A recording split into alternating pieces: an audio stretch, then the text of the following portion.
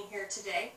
I want to propose how we are going to, as an organization, move from our current state, which is not performing at its best right now, into a future state of organizational effectiveness and a high-performing, engaged, healthy culture for our employees.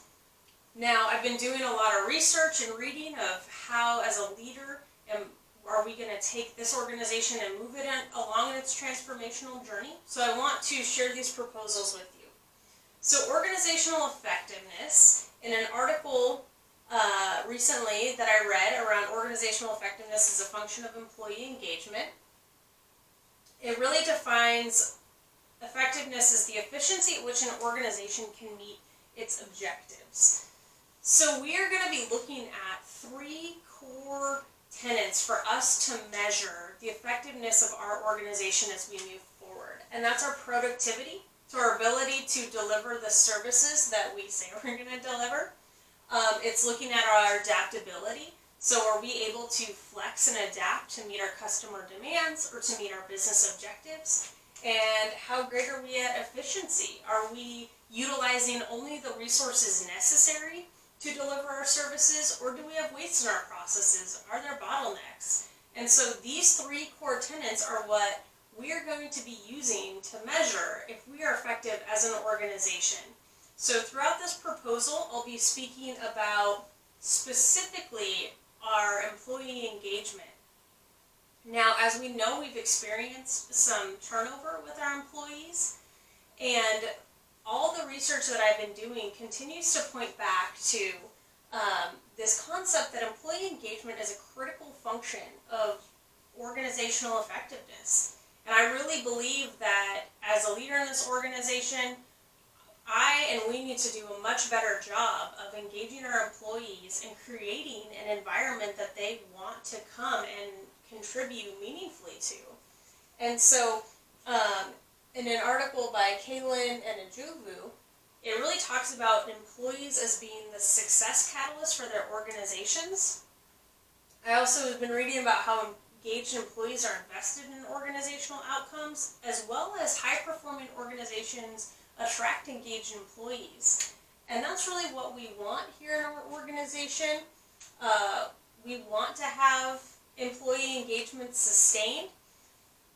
But as Burnett talks about, it's only possible when an organization has insight into the engagement levels of their employees.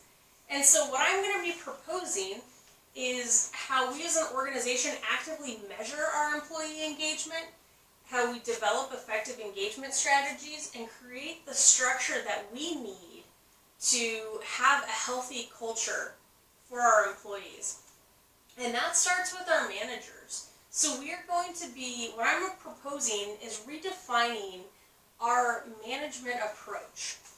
Now, Concrete uses this model in his article, Using the 4 Functions of Management for Sustainable Employee Engagement. And I really think that moving forward, we are going to be developing and training our managers on these 4 functions, which are planning, which is a collaborative approach to developing effective changes. And when I say collaborative, this means managers are actively engaging with employees around planning for changes in the organization, around looking at how do we be more productive, how do we be more adaptable, how do we be more efficient. Organizing, so this function is providing clarity, it's providing purpose, direction, meaning to employees, so when they come into work every day, they know what they're doing, they're invested, they understand that what they're doing is meaningful and it's contributing directly to our business objective. We're going to be looking at leading. And leading is not just telling people what to do, it's really looking at accountability for managers, for leaders, for our work teams, for our staff, and genuine engagement in our shared objectives, in our business goals. And then controlling. We're going to be looking at how we're measuring success, how we're monitoring progress, and this also speaks to how adaptable are we. So as we are implementing new processes and engaging with folks, if things are not working well, are we able to then shift and start this process over again? So as we develop our managers using this 4 functions model, we really hope that that will help us then be able to look at our communication plan and engage with our internal and external stakeholders more effectively in how we communicate.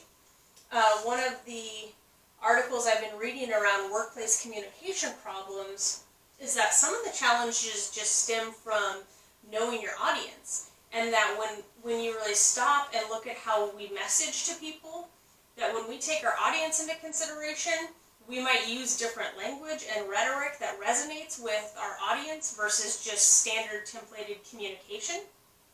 Because what we're finding is that bad communication can result in decreased productivity. So if we're communicating a message that doesn't resonate with our teams and doesn't engage them and provide some sort of meaning and purpose, it's not going to fall well with them. So effective communication can create a more engaged workplace. So that's why I'm proposing that as an organization we will all be using the same tool for communication, especially around any changes that we're doing as an organization, to both our internal and external stakeholders.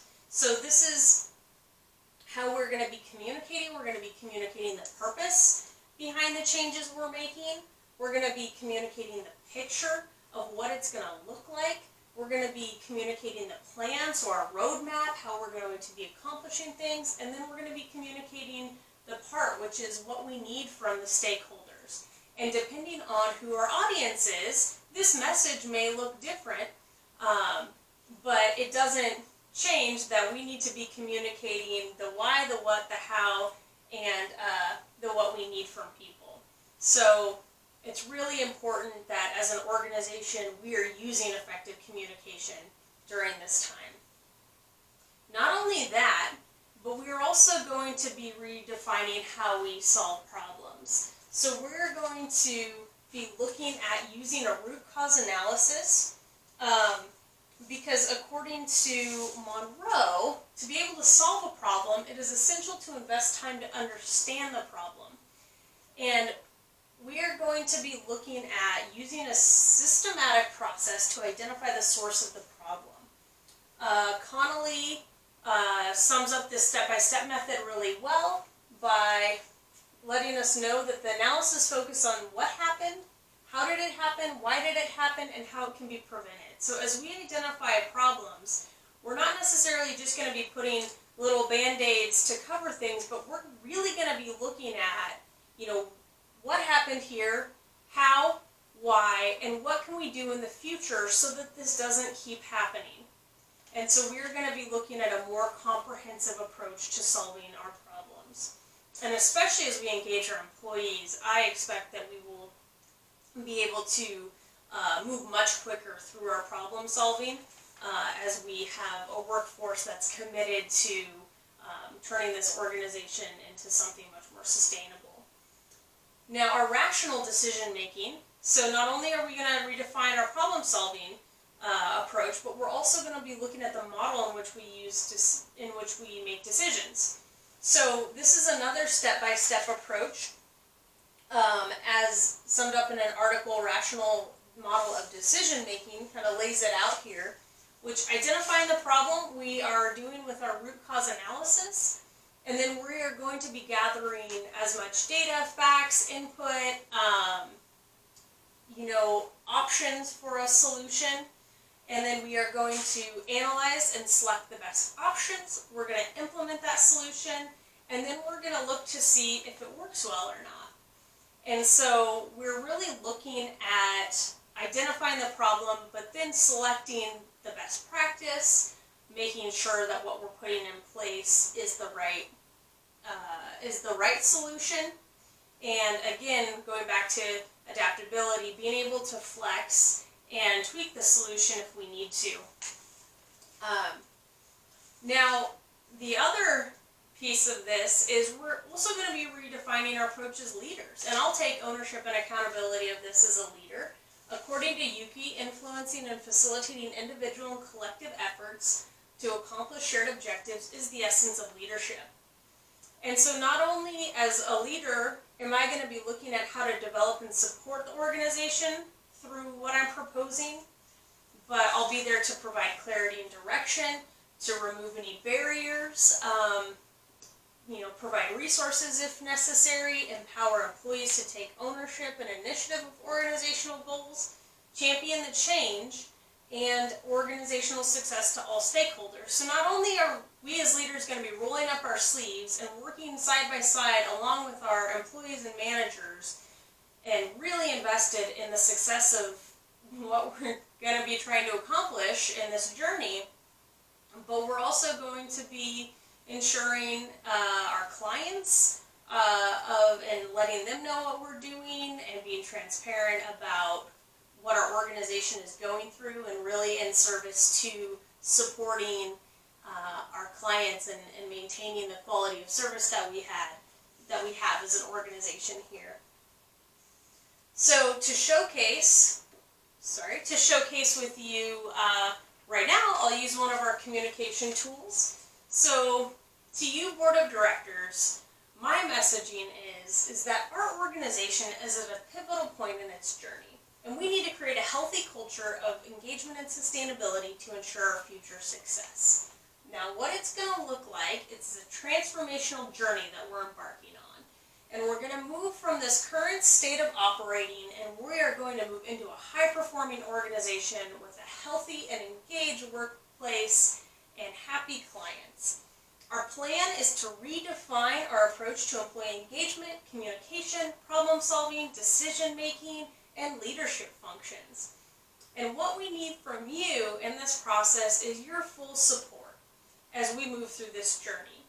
And also to reassure our stakeholders that we are on a new path to success. Thank you for your time, and I hope this helps you when looking at what contracts we're getting and reassures you that we are on a path towards organizational effectiveness.